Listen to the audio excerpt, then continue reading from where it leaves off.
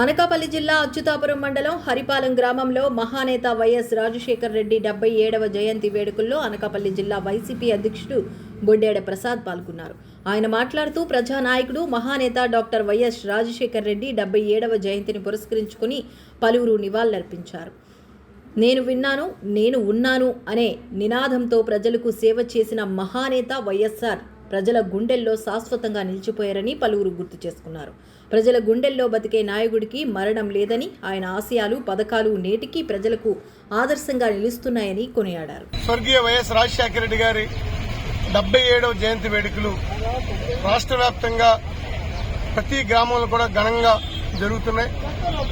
దీనంతటికీ కారణం రాజశేఖర రెడ్డి గారు చనిపోయి 17 సంవత్సరాలు అయినప్పటికీ కూడా ఈ రోజు కూడా ఆంధ్ర రాష్ట్రం ఉమ్మడి ఆంధ్ర రాష్ట్రంలో ప్రతి ఒక్కరి గుండెల్లో కూడా ఆయన బ్రతికే ఉన్నారు.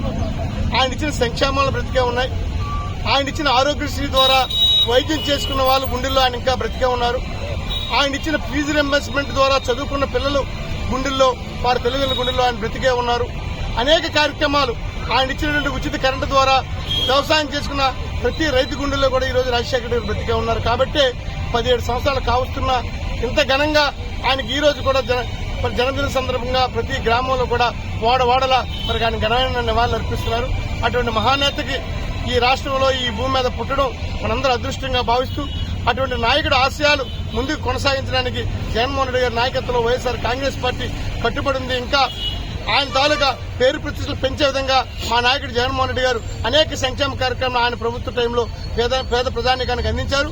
అదే పరంపర కొనసాగించడానికి మరొకసారి జగన్మోహన్ రెడ్డి గారికి అవకాశం ఇవ్వాల్సిందిగా ఈ రాష్ట్ర ప్రజానీకాన్ని వేడుకుంటున్నాం.